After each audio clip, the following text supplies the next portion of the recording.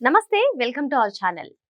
ప్రస్తుతం సోషల్ మీడియాలో ఒక వార్త చక్కర్లు కొడుతుంది. అది ఏంటి అంటే, ముఖ్యమంత్రి నారా చంద్రబాబు నాయుడు గారు తన చీపురుపల్లిలో పర్యటన ముగించుకుని వస్తున్న సందర్భంలో దారి మధ్యలో ఒక బైక్ యాక్సిడెంట్ అయ్యి ఇద్దరు వ్యక్తులు తీవ్రంగా గాయపడితే వాళ్ళిద్దరినీ కూడా తన కాన్వాయ్లోని అంబులెన్స్లో పంపించారు.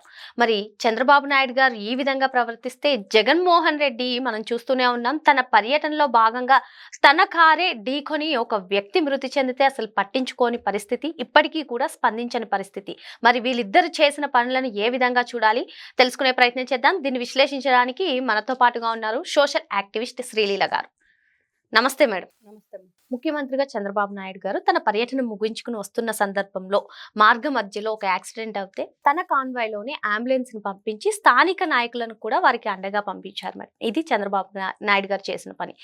అదే విధంగా ఒకసారి మనం మాజీ ముఖ్యమంత్రి అయినటువంటి జగన్మోహన్ రెడ్డి గారు చేసిన పని గురించి మాట్లాడితే, ఆయన తన ర్యాలీయే ఇంపార్టెంట్, అక్కడ మనిషి ప్రాణాలు పోయినా నాకు అవసరం లేదన్నట్టుగా మరి ప్రస్తుతం అయితే వార్తలు వస్తున్నాయి. మరి తన కారు ఢీకొని ఎవరైతే సింగయ్య మృతి చెందారో ఇప్పటికీ కూడా ఆయన గురించి అసలు జగన్మోహన్ రెడ్డి స్పందించలేదు. అసలు ఏ విధంగా చూడాలి వీరిద్దరిని అసలు కంపేర్ చేసుకుంటే, ముఖ్యమంత్రిగా చంద్రబాబు నాయుడు గారు చేసిన పని కానివ్వండి, గత ప్రభుత్వ హయాంలో ముఖ్యమంత్రిగా వ్యవహరించినటువంటి జగన్మోహన్ రెడ్డి ఇప్పుడు ప్రవర్తించిన తీరును కానివ్వండి, ఏ విధంగా చూడాలంటారు? అంటే ఫస్ట్ వాళ్ళు చెప్పే ఆన్సర్ ఎలా ఉండేది, వైఎస్ఆర్సీపీ పార్టీ వాళ్ళు దీనికి అంటే అధికారంలో లేం కదా, మేమేం చేయగలుగుతామని.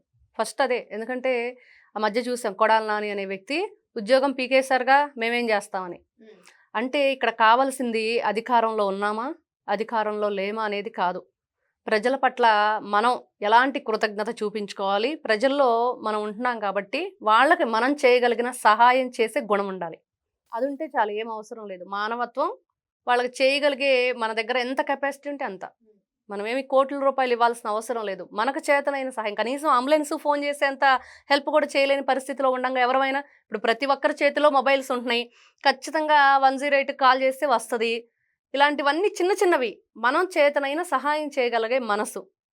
గతంలో చూసుకుంటే నిజంగా ఎవరైతే పవన్ కళ్యాణ్ గారు కుటుంబ ప్రభుత్వం గురించి ఈ రోజున చెప్పుకోవాల్సి వస్తుంది కాబట్టి, ఏం జరిగింది అసలు అంటే, ఇక్కడ కంపారిజన్ అని కాదు కానీ కనీసం వాళ్ళ చేయటానికి కూడా అర్హత హక్కు లేని వ్యక్తులుగా ఈ రోజున వాళ్ళు ఆ పరిగణలోకి వెళ్ళిపోయారు. నిన్న దాంతో ఆ పరిగణలోకి వెళ్ళిపోయారు. గతంలో వివేకానంద రెడ్డి గారి హత్య ఇవన్నీ మనం కేవలం వింటూ వచ్చాం.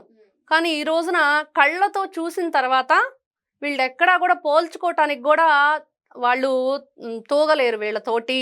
కూటమి ఎవరైతే నాయకులు కానీ ఈ రోజున డిప్యూటీ సీఎం, మరి అదేవిధంగా వీళ్ళందరూ ఎవరైతే మనం చెప్పుకుంటున్నామో, ఎవరితో కూడా వీళ్ళని మనం వాళ్ళని సరిపోల్చలేము అన్నట్లుగా ఎందుకు మనం ఈ రోజున అనుకోవాల్సి వస్తుంది. ముఖ్యంగా అంటే, మరి గతంలో బోట్లన్నీ తగలబడిపోయి మరి వాళ్ళందరూ కూడా పవన్ కళ్యాణ్ గారు తన దగ్గరున్న అమౌంట్, తప్పుడు ఆయన అధికారంలో ఉండటం కానీ లేకపోతే ఎమ్మెల్యేగా గెలవటం కానీ ఇవేమీ జరగలేదు.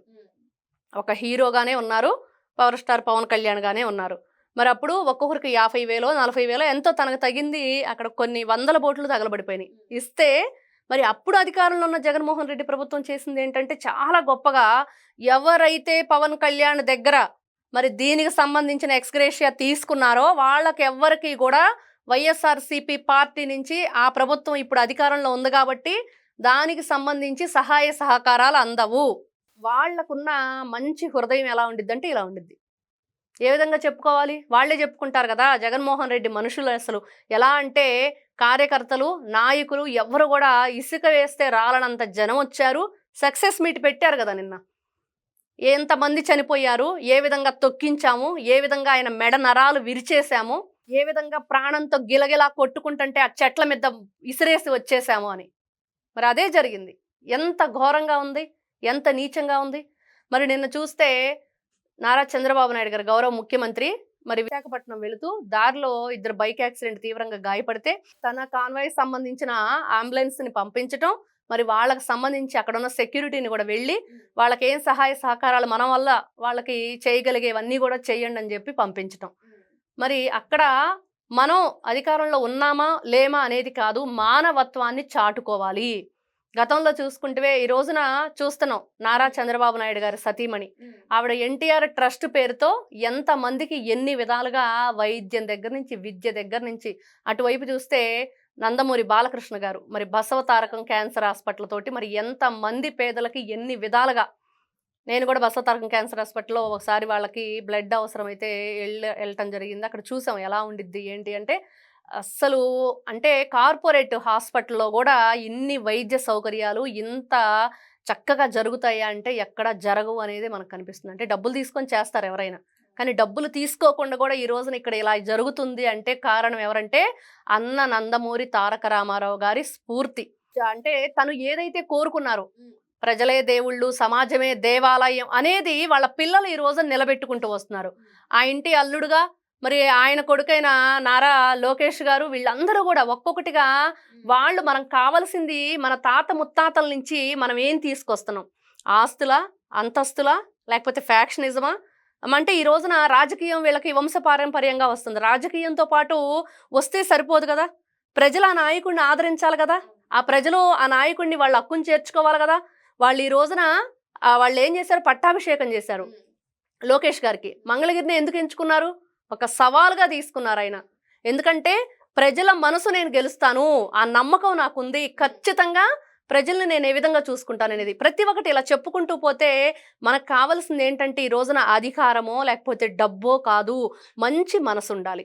మేడం, ఈ సింగయ్య ఇష్యూ ఏదైతే ఉందో దీని గురించి సాక్షిలో ఒక కథనం వచ్చింది.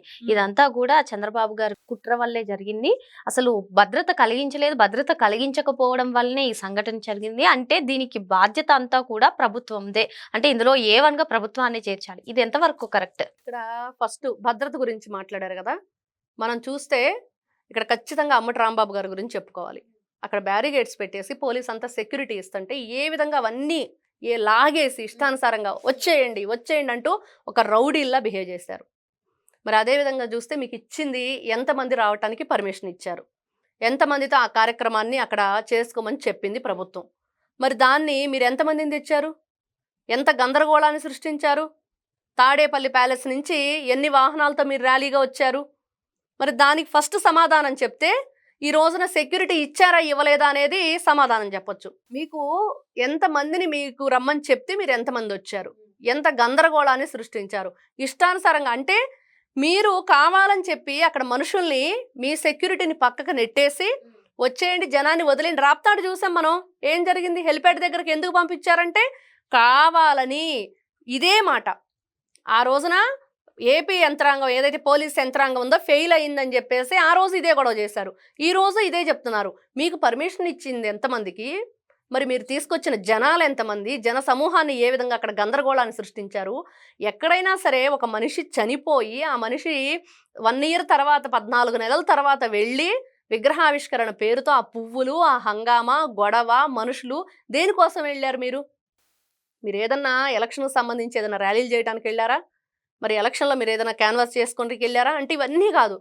మీరు చెప్పే ప్రోగ్రామ్ ఏంటి, చేసే పనులేంటి, జన సమీకరణ ఏంటి, ఇవన్నీ చూస్తూ ఉంటే ఏం కనిపిస్తుంది అక్కడ, కేవలం కావాలనే మీరు ఈ విధానాన్ని విధ్వంసాన్ని సృష్టించడానికి ప్రయత్నం చేస్తున్నారు. ఎక్కడికి వెళ్ళినా వాళ్ళ మాటలు వాళ్ళు 100 చెప్తారు, 190 చెబుతారు, ఎవరు వినే ప్రసక్తిలో లేరు ఈ రోజున.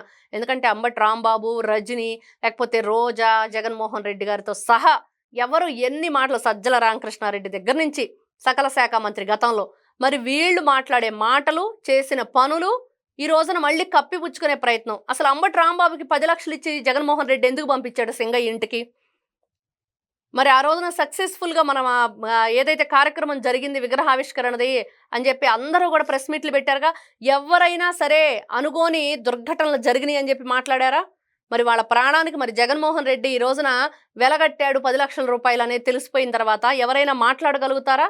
అంటే ఒక దళితుడు నీ కోసం వచ్చి నీ కారు చక్రం కింద ఆయన తల పగిలిపోయి చనిపోతుంటే అక్కడ కనీసం ఈడ్చి అవతల పడేసింది కాకుండా డబ్బులు ఇచ్చి వెలగట్టడానికి ప్రయత్నం చేసి కేసులు పెట్టకుండా వాళ్ళ నోర్లు మూయించే ప్రయత్నం చేసిన ఇతన్ని ఏ విధంగా చూడాలి? ఇంత నీచమా, ఇంత ఘోరమా? అదేమంటే మేము అధికారంలో లేవనే మాటలు మాట్లాడతారు. అధికారంలో లేం కాబట్టి అధికారంలోకి వస్తామని, లేకపోతే ప్రజలు మమ్మల్ని ఆదరిస్తున్నారని చెప్పేసి చేస్తున్నారు. ఎక్కడ ఆదరిస్తున్నారు ప్రజలు మిమ్మల్ని? ఎక్కడైనా ఆదరిస్తున్నారా? వాళ్ళ కార్యకర్తలు ఈ రోజున జగన్మోహన్ రెడ్డిని చి అనే పరిస్థితికి దిగజారి పనులు ఈ రోజున చేశారు వాళ్ళు. ఎందుకంటే గతంలో చూసాం ఎన్నో బెట్టింగ్లు, వాళ్ళకి విగ్రహావిష్కరణలు, గంజాయి బ్యాచ్కి పరామర్శలు. ఏ విధంగా చూడాలి? ఏ విధంగా జగన్మోహన్ రెడ్డి గారిని ఇక్కడ మంచి పనులు చేస్తున్నాడు, ప్రజలు ఆదరిస్తున్నారని చెప్పేసి ఎవరైనా అనుకుంటారా? ఎవరికైనా హెల్ప్ చేస్తే 10 మందికి మంచి చేయండి. అసలు వీళ్ళు దుర్మార్గమైన చర్యలు ఏమైతే ఉన్నాయో అన్నా క్యాంటీన్ తీసేసిన రోజే అయిపోయింది. ₹5కి పేదవాడికి అన్నం పెట్టి అన్నా క్యాంటీన్ ఏ రోజైతే మూయించాడో ఆ రోజే వాళ్ళు మానవత్వం ఉన్న మనుషులు కాదని తెలిసిపోయింది. ప్రజావేదికను కూల్చేసిన రోజు తెలిసిపోయింది. ప్రజల పట్ల వాళ్ళ కర్కశమైన ఆలోచన, ప్రజల ఆస్తులను దోచుకోవాలని ల్యాండ్ టైటిలింగ్ యాక్ట్ తెచ్చినప్పుడే అయిపోయింది. వాళ్ళ పాస్ పుస్తకాల మీద నీ బొమ్మ వేయించుకున్నప్పుడే అయిపోయింది. ఇన్ని విధాలుగా వాళ్ళు విధ్వంసాన్ని సృష్టించి ఇంత కిరాతకమైన ఏదైతే వాళ్ళు చేసిన చర్యలు ఉన్నాయో వాటన్నిటిని కప్పిపుచ్చుకుంటూ ఈరోజు మళ్ళీ అంబటి రాంబాబు లాంటి వాళ్ళు ట్వీట్లు చేయటం.